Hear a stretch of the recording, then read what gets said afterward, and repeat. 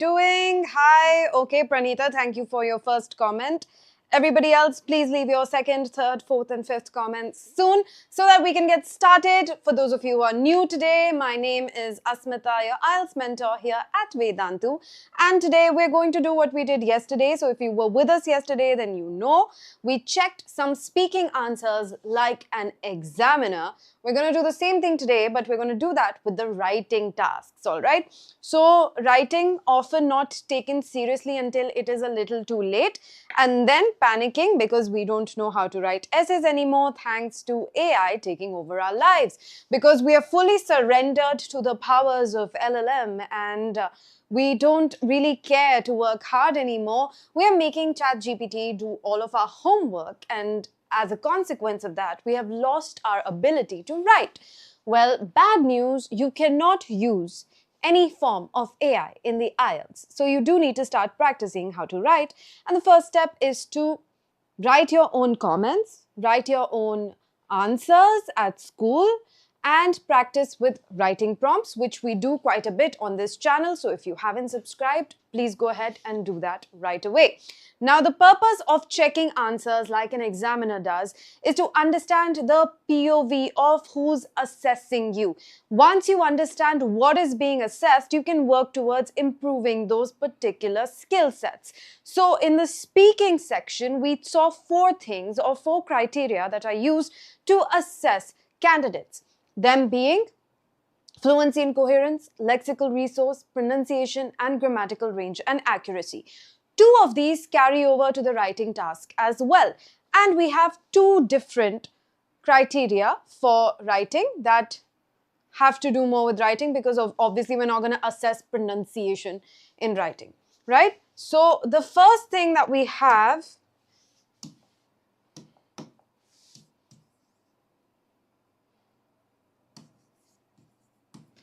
is task response. What that means is looking at the chart for or the data for task 1 and looking at the prompt for task 2, was the candidate able to respond to it appropriately? All right, that's the first thing. Okay, Yashu, what are you doing here? Hi. Hi, Dr. Gamer. Hi, Akash Kumar. Hello, hello, hello. Yashu, you have a while before you get to this level of preparation, but always good to see you. Hope you are doing well. All right. Okay, so that's the first thing. Then we have 2 of the carryovers from our speaking task, which is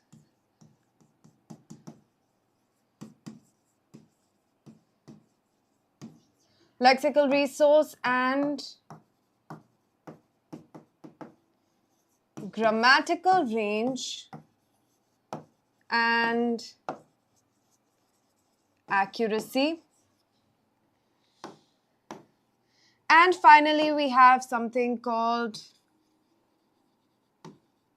coherence and cohesion. So here, cohesion sort of replaces fluency, just like we had fluency and coherence. Here we have coherence and cohesion. Cohesion basically means how well tied together your different ideas are, all right? So these are the 4 things that you need to keep in mind as examiners today for the writing prompts, and you need to assign a band. A quick refresher, all right? What is the refresher? That if you assign a band 6.5 here for one thing, 6 for the other, 6.5 again, and 6 for the fourth, then you're going to average these out. That means you're going to add them together and divide it by 4 to get to your band, all right, which in this case would be 6.5. Now, if it so happens that you arrive at a number that looks something like 6.33, then you will round it up to 6.5. Even a 6.25 will get rounded up to a 6.5. So anything that ends in 25 or above gets rounded up to the next half band, and anything above a 0.5 gets rounded up to the next whole band. All right, so if you have, let's say, a 7.6 then that gets rounded up to a band 8. All right. So this is how your band scores work. Those of you who were with me yesterday know how this is done. So today there are no criteria that we cannot assess because it's writing, and there is no element of pronunciation or fluency that we cannot assess through this medium. So you need to give me 4 band scores: task response, lexical resource, grammatical range and accuracy, and coherence and cohesion. Okay? All right. Here is the task 1. For those of you who have forgotten or have goldfish memory, then the writing task, which as you know is around 16 minutes long, will have 2 tasks, task 1, task 2. Task 1 being sort of data summary, so you will have a chart, a graph, a table, some form of data provided which you have to interpret and summarize in 150 words. And then the task 2 is an essay which is opinion based on a topic that concerns humanity, and this needs to be 250 words long. So you're going to spend more time on task 2 than you are on task 1. Atharv has this habit of spamming with these ridiculous questions in every class, so we're just gonna ignore him. Yashu, no, unfortunately, I do not. Okay, so now that we have the basics down, let's quickly get to it. Now we're going to assess a response for task 1 and give it a band, and I'm going to see how close you are to the actual band that this deserves. The question here is, the chart below shows chart provided, all right? So you're just going to work with the assumption that you know what the chart looks like and somebody has written a response for it, okay? It'll probably look something like this, where you'll have a data range from 2010 to 2020, all right? And, oh sorry, you'll have age groups here.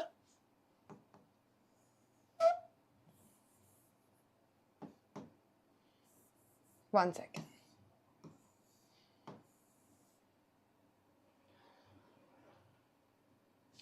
Actually, it could work both ways, right? So you'll have a range of years that could be 11, 12, 13, 14, or it could be skipping 5 years.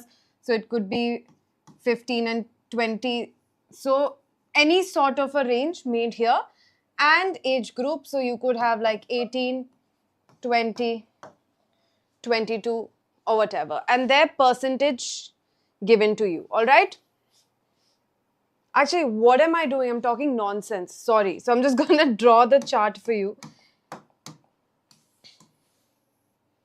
All right. This is going to have your percentage. I don't know what I'm doing. Okay. And this is going to have your age groups. All right. And your age group can be in any range.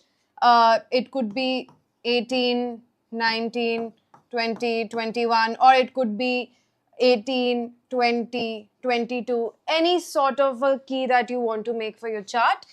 And this will have your percentages, okay? So that again could be 5, 10, 15, 20, 25, whatever you want to name. All right, so just assume.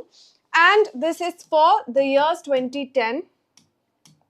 Sorry, I just had a big brain fart there. So this is from 2010 to 2020, and you know, some form of data you'll have. Based on that, you have to write an essay.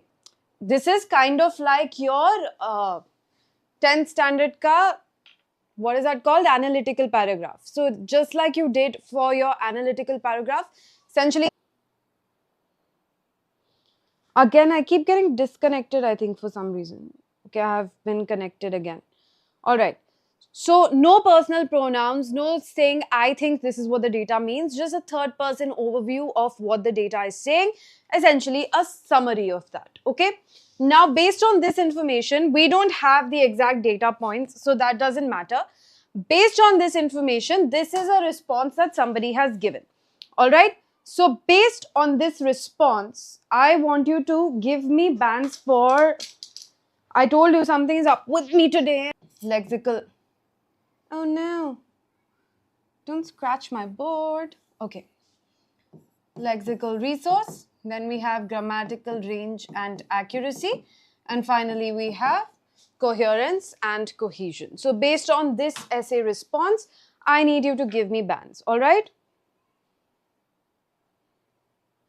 Quickly.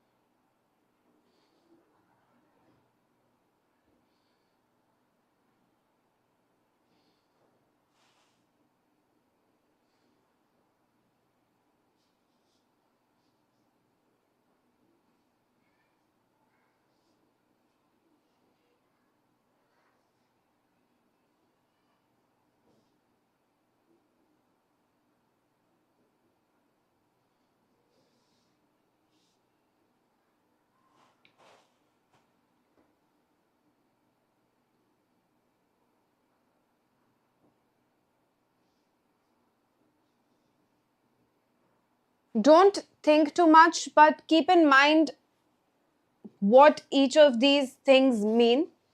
So, task response, how well the person has responded. See, task response is quite straightforward when it comes to task 1 because there's not much that the person needs to do. They just need to summarize and interpret the data. Not a lot can go wrong here.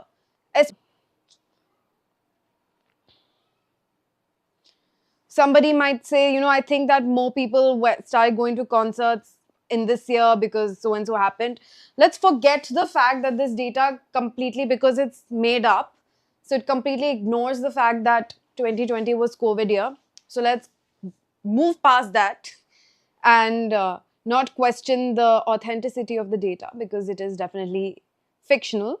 But based on that data, based on what's written, assuming that they've interpreted the data correctly, what bands will you give it? Sion has already given his judgment, which is 6, 5.5, 6 and 5. 6.5 and 5.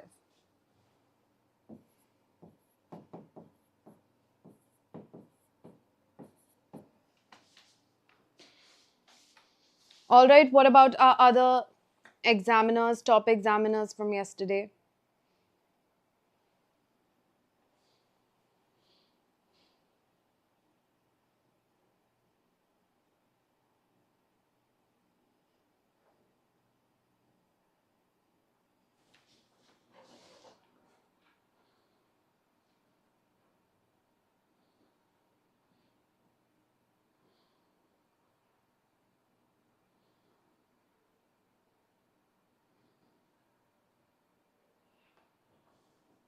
Come on, come on. While you give me your assessment, I'm going to draw your attention to some of the glaring errors that we can see in the essay. All right. The bar chart shows how many people in different age group. First of all, groups. So that's one. Obviously, it needs to be in the past tense. What is happening to my OBS? Okay.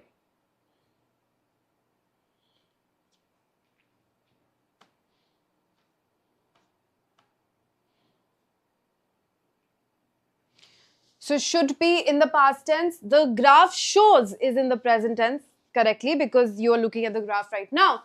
But 5 to 44 group was also high, but not as much. What was high about this? So there's lack of vocabulary that we see here where it just says that group was high but not as much. But what was high? Why haven't they mentioned that the percentage of their attendance was high? Right? So lack of vocabulary to explain what the data says. Older people like 45 to 64 started low, but increased more later. Again, very simple, very basic construction of sentences, nothing to show that they have the ability to actually build on sentences and add relevant information in the most pleasing way. What that means is, if I want to explain something that is mathematical through language, I need to make sure that I'm doing it in a clear way so that the reader doesn't get confused. Over here, yes, there is clarity, but it's not expressed in the best way possible. It's still haphazard. There's a lack of cohesion here, lack of connection between the sentences. People over 65 had very less. What did they have that was very less? So this is a grammatically incorrect sentence. Had very less. The percentage of people attending concerts was very less. Should have been the way this is written. So had less doesn't make sense. But it became more in 2020. The young people, again, repetition of the way the data is presented, right? So it's quite repetitive in the sense that this was high, this was low, this was more, this was less, this was more, this was less. And all of them have the same mistake where you're not mentioning that it's the percentage of these age ranges that was more or less, okay? So there's a very, very big gap in what you're explaining. Somebody who would read this might not understand exactly what data is being provided, okay? The young people go to concerts the most, and the old people are going more now. Again, very simplistic sentence. That's not the best use of English grammar. In general, concerts is more popular in 2020 than, again, grammatically wrong. Tense is incorrect. So everything I've underlined were glaring grammatical errors where tense, the wrong tense has been used. If you're talking about a year in the past, then you need to make sure you're using the past tense, right? So a lot of times present tense is used. Rules of SVC are not being followed. So a lot of times where words should have been plural, they're not plural. And sentence construction is not remarkable. It's not even, I would say it's not even at a basic level of good. It's very beginner, as if somebody's just started forming sentences in the English language, all right? So in terms of lexical resource, instead, using words like young people, old people repeatedly, instead of giving them better names, using more diverse vocabulary, they're just sticking to very basic words like old people, young people, all right? So over here, in terms of lexical resource and grammatical range and accuracy, I would deviate a little bit from here where I would say that, okay, 5.5 for lexical resource works, but I wouldn't give a 6.5 for grammatical range and accuracy. I would again stick to a band 5 for grammatical range and accuracy over here. Actually, if we're being a little lenient, then we can even do a band 5.5. But I'm not feeling lenient, so I'm going to go back to 5. Okay?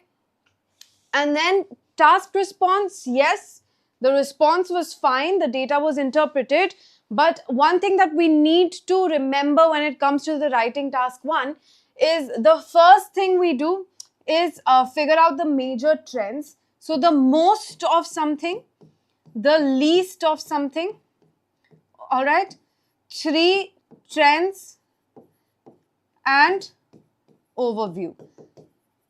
Obviously, in the beginning, we need to have an intro, which is rephrasing of question. So this is the basic structure that we need to follow to answer task 1 questions, where first thing we do is we rephrase the question to explain exactly what the bar chart or whatever type of data we have is illustrating or showing. Once we've mentioned that, we talk about the most and least of these trends, so the highest percentage and the lowest percentage in this case. Then we talk about 3 other trends, how maybe something has grown, something has stayed the same, any sort of fluctuation or stagnancy. Either fluctuation or stagnancy that we have observed over this period of time. We mentioned, so we can mention 3 such trends. We need to make sure we cover all our ranges. So everything that we have, all the different ranges of age groups that we have, we need to make sure we are mentioning all of that and saying at least one thing about all of them. Okay, So nothing should remain unmentioned in our paragraph. And finally, we give a general overview of what the data suggests. What are the main takeaways from this data? For example, in which year was the attendance of people in concerts the highest in general? Which year was it the lowest? Did it increase drastically or dramatically? So words like this are missing. Drastic increase, dramatic increase or decrease, right? Fluctuation, remained stagnant, remained unchanged, more or less the same.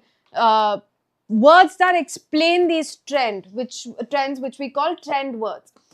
All of them are missing here, which is why lexical resource is getting a 5.5, because yes, the basics of what is happening has been explained, but none of the words that actually explain what we can visually see on a graph are there, right? So you need to incorporate these words in task 1. That's very important. That will get you marks for lexical resource. All right. And then the overview again is very short. It's not comprehensive. Concerts is more popular. It has a grammatical error. And you need to again mention the different key takeaways. So from some sort of data like this, our key takeaways would be: which year was attendance the highest overall? Which age group has been consistently active in attending concerts? Which group had an unexpected increase? Stuff like this is the key takeaway from this type of data, which hasn't been mentioned in our last line, right? So task response was mid. It wasn't good, spectacular. So 6 works for task response. And again, the coherence and cohesion, it is sort of cohesive. You flow from one to other, but it is still haphazard, right? It's less, this is more, this is more, this is less, but it became this. So very fragmented. And if you read something that's cohesive, it doesn't leave any doubt in your head. It doesn't make you go, wait, did I understand that correctly? It should be so clearly communicated and such a flow that everything makes logical sense. So in this case, again, I would give it a 5.5 if I'm being lenient. All right. So what does that make our final reading score over here? Sorry, writing score. Why am I saying reading? Come on quickly.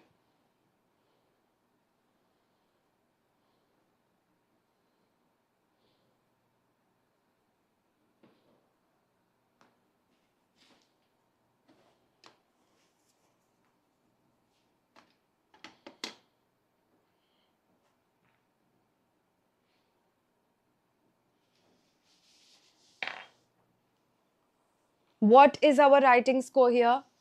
And who was the closest?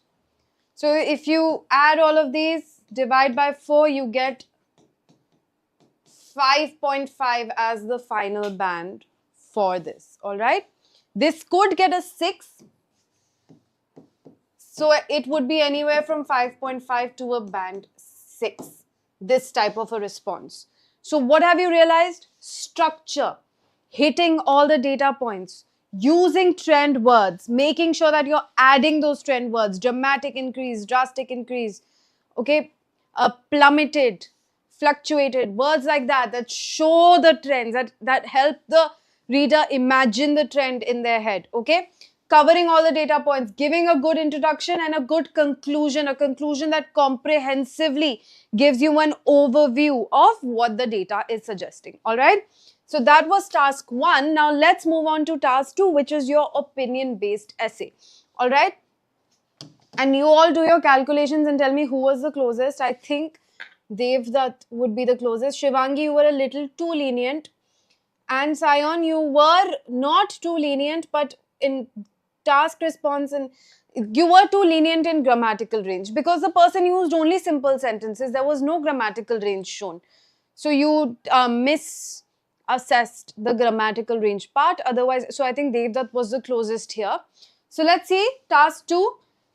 Here's your question. Some people, and also sorry, one more thing that you can consider in task responses, have they hit the word limit? So this is not 150 words. This should be around like 115 words, right? So they've not hit their exact word limit either. Going above the word limit is fine, but at least hit the minimum limit. And if you've written a very compelling response, then it's fine to be less than the word limit, but make sure you're hitting the word limit, because I don't think anyone's that compelling, especially when it comes to something like data interpretation, right? So here, some people think that parents should teach children how to be good members of society. Others, however, believe that school is the best place to learn this. Discuss both views and give your opinion. Now, in writing task 2, it is always essential to read the last part of the question. What is it saying? It will give you clear instructions of what needs to be done.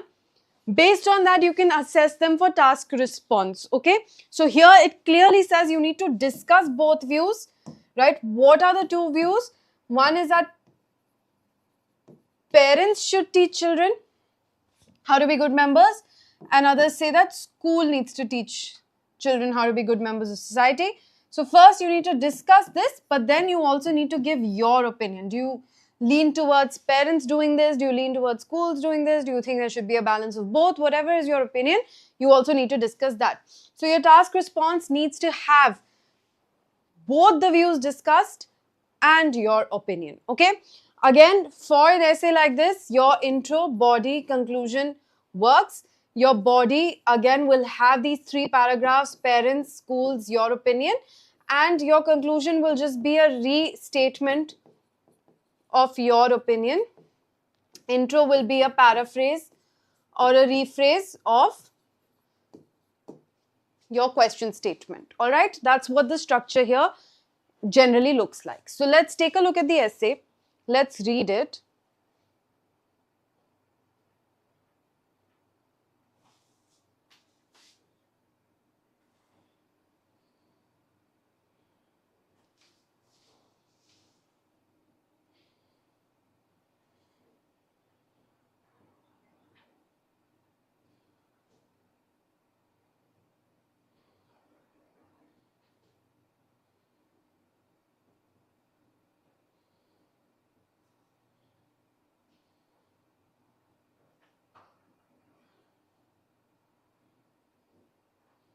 Let me know when you're done with this so that we can move on to the next page, because there's more to the essay. The essay is not over yet. Could not fit everything on one screen.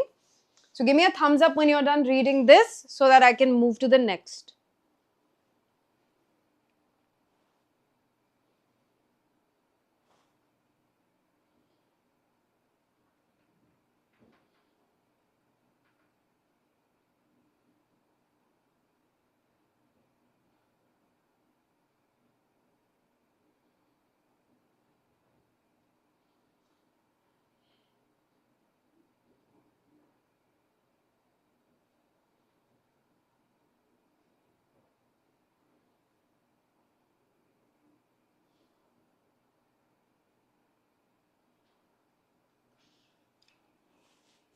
Very keen examiners, all of you, taking your time to really read through this.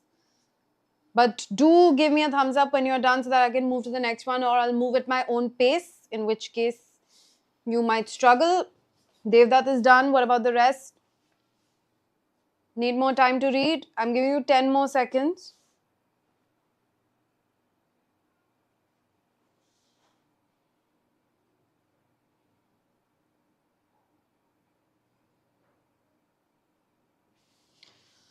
All right, here we go. What? Where did my last half of the essay go? What's happening?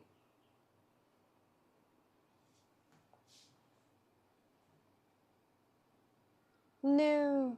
Okay, 1 second. Let me fix this.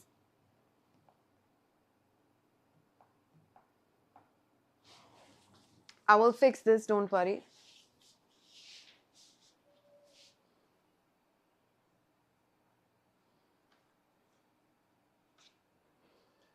Some glitch and it accidentally got deleted. All right, wait.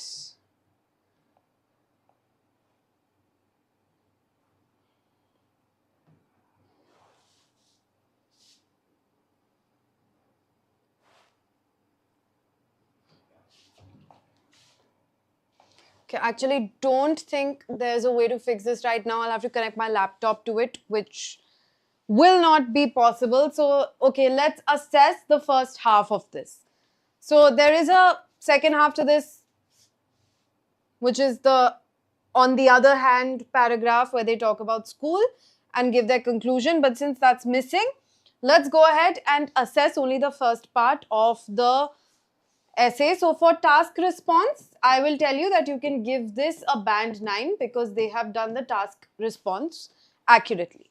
In the actual essay, they've answered everything. Okay, so based on that, I think you can go ahead and give your assessment for the other parts, which is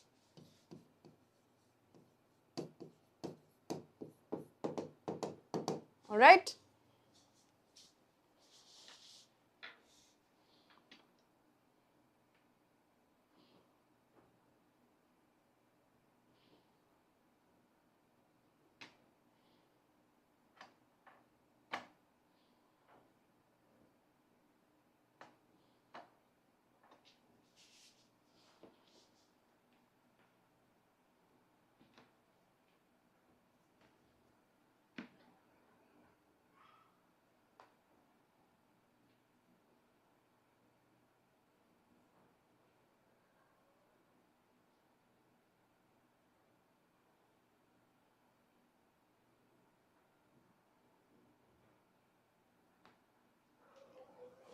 Come on, come on, come on.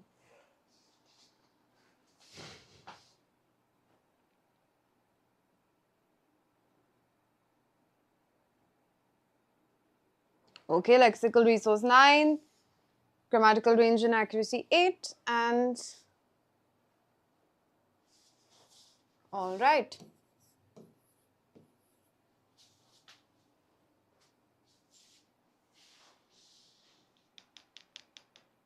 7, 6.5 and 8, all right.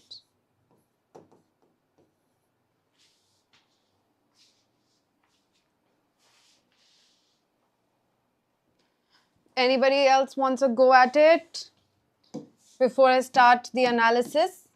So here, in terms of structure, I told you task response to give it a 9 because they follow the structure very well, right? And you can hint at your opinion in the intro as well. That's completely fine. That's what they've done. They've given the overview of the question at hand and given their opinion, then went ahead and discussed both views in detail. All right. So, okay, Shivangi also says 8, 8 and 8. 8, 8.5 and 8. Okay, so here, first thing to notice, the use of phrases to present both sides of the argument. On one hand, on the other hand, good use of these transitioning phrases to to convey your opinions in opinion essays, right? So that's a job well done. Here, there's an ongoing debate about whether it's primarily the responsibility of parents or schools to teach children. So this paraphrase again has been very cleanly done, very properly done. Okay, the sentence structure is also good. That's a good solid introduction over there. Both institutions play vital roles, and in my opinion, combination of both is the most effective. So again, appropriate vocabulary words showing a wide lexical resource. There are a lot of words that this person is able to use to express their thoughts about this particular issue. Parents are child's first teachers. They have the earliest and often strongest. So, earliest and often strongest. So, phrases like, words like often being added in the middle of sentences show a very good grasp of the English language because you're able to add these little, it's like adding that extra masala to whatever you're saying, right? The word often here was not necessary. But the word often here adds something called nuance, right? It shows that it's true that the parents are the earliest influence, and a lot of times it is the case that they're the strongest influence. But the use of the word often suggests that yes, for a lot of people, for majority of the people, that's true, but there still might be some parts of the population for whom that's not true, where parents are not a strong influence. Maybe the relationship with the parents is not good. Maybe they don't live with their parents, right? So there can be different circumstances under which different people in the world are living.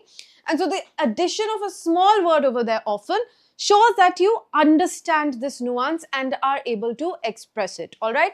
So that again shows a strong knowledge of the language. On a child's behavior and moral development, through everyday interactions, children learn empathy, respect, and basic social norms. For instance, when parents model honesty or kindness in the house, children are more likely to internalize those values and replicate them in wider society. Words like internalize, replicate, model. Here, the fact that, for instance, and an example was added, because I've told you many times that you have to add examples. They greatly enhance your explanation, okay? So the fact that an example was added, words from behavioral psychology were used, like internalizing behaviors, modeling them off of your parents, replicating them, shows good vocabulary range, right? So in terms of lexical resource, I'm going to have to side with none of you here, because I would give it a strong 8.5, right? 8.5 for lexical resource. And then grammatical range and accuracy, no grammatical errors whatsoever. There are no grammatical mistakes. And the range is there too. There's a mix of complex sentences and normal simple sentences. So again, 9 in terms of grammatical range and accuracy. And it's quite cohesive. So I would say 9 in terms of cohesion as well. Ideas are flowing from one to the other without any awkward breaks in the middle, without leaving any gaps, without leaving anything unexplained. Okay? You go from explanation to example. That's a very normal and common flow in essays. You explain a concept, you give an example. That's what's been done over here. Concept was explained, an appropriate example was given. So in terms of coherence and cohesion, job well done over here as well. So that averages this out to a 9. But again, if you think I'm being lenient, even if you go with 8, 8.5 for most, this essay is anywhere between 8.5 to 9. It is a very strong essay where everything has been done accurately and correctly. And you can again use this as a model for how to frame your essay answers. All right. So you guys were a little, I think Devdutt was very, scrutinized it a lot. But again, that goes to prove the point, Devdutt, that you are expecting something exceptional for you to want to give a band 9. But that's the thing. It doesn't have to be exceptional. It just has to be effective. Okay? Express, not impress. Add another thing to that so that you can remember. Effective, not exceptional. All right? Whatever you're saying, if it is done correctly, if it serves its purpose, if it's interesting for the listener or reader, then you've done your part, right? Then you have communicated well. So you deserve a band 9. So the fact that you are not able to give these high band scores, it's because you're expecting something just completely out of the box. That's something that, a gifted writer might do. But again, this is not a test to see who's the most gifted writer, who wows people with their written material. It's not about that. It's simply about who is able to communicate effectively, right? So keep that in mind, and you will realize that if you have these really high standards, obviously you're going to work towards them, but you might also complicate things. Because here, if a writer comes and tries to write, if Shakespeare was to attempt this test, he would complicate things to make it an effective piece of written word, like an effective play or an effective poem, an effective sonnet, or an effective piece of fiction, or a philosophical novel, intellectual work of art. That's not what we're going for. We want to be able to communicate with all strata of society, right? Could be people who are less educated, could be people who are very well educated, right? Your language should accommodate all these kinds of people. That's why the IELTS is only testing whether you can do what is required. It doesn't care if you can reach famous author level of writing skills. You're not doing creative writing over here. This is not a creative writing exercise, okay? And again, the point for this is to be academically geared. You are going there to study. In most foreign good universities, you are going to have a lot of essay writing tasks in college. lot of your projects, your presentations, lot of your credits are going to come from being able to write long essays that you cannot take the help of AI for, right? Plagiarism is really looked down upon. It always has. There are tools, if you think there are tools to help you write faster, there are tools to help professors check if you've used any sort of AI or if you've copied your work from somebody else. In an instant, they will be able to tell and you won't get marks, okay? So this kind of academic writing is going to be important regardless of what you're going to study. If you're studying something like English literature, and there you have to read a lot of novels and do a lot of creative storytelling and writing, there a different set of writing skills come into play. You are not supposed to tap into those skills. For you, point is to keep it clean, clear, and effective. All right. So I hope you've understood what the writing task expects of you so that you can set expectations for yourself and know what to work towards. And that brings us to the end of today's class. All right. Now that you know the examiner's mindset, you will know exactly what skills you need to develop in yourself so that you are able to hit all these different criteria for speaking and writing. Reading and listening, there are no criteria because they're just questions that have a right answer or a wrong answer. In this case, there is no right or wrong answer. Everything is subjective, and that's why these detailed criteria have been provided to help the examiner assess how the candidate has done. I will be sharing the detailed criteria with you very soon next week, so make sure you don't miss out on that video. And for that, you need to be subscribed to the channel, you need to like the videos, you need to share them, you need to comment, so more and more content can be created and it can be reached. I mean, a lot of people can have access to it. Make sure you're also following us on our socials so you don't miss out on any updates. How can you make less mistakes? By understanding that you've made mistakes. See, the only way to make less mistakes is to, first of all, understand that you've made a mistake. How will you know you've made a mistake if you don't know right from wrong? If you don't know a particular rule of grammar, how do you know you've used it correctly or incorrectly, right? Oh no, why? Why did it go badly?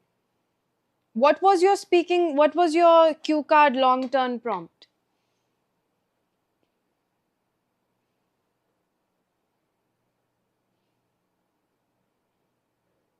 What did they ask you? What was your topic in part 1, part 2, and part 3? Tell us so that others can also prepare accordingly. I'm sure it didn't go as badly as you think it did. But do share what happened. Did you get nervous? Why do you think it went badly?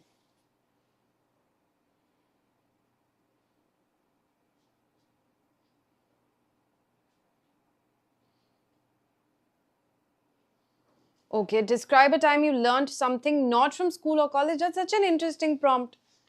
That's quite interesting. We can discuss it next time. But why did you struggle with this? This is so easy. Cue card went well. Okay, that's nice. So why? Part 3 was difficult. How was your examiner? Were they like khadus or nice? Like what? For example, what was a question that you were not able to answer? Tell me.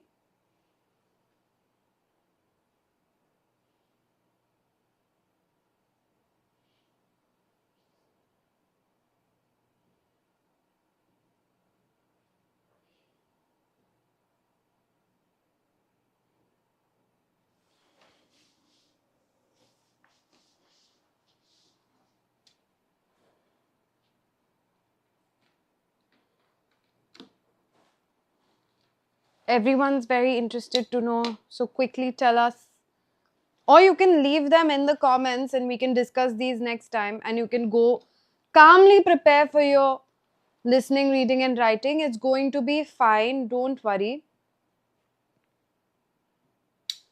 That's okay. Hesitation is fine if it's to think about what you want to say.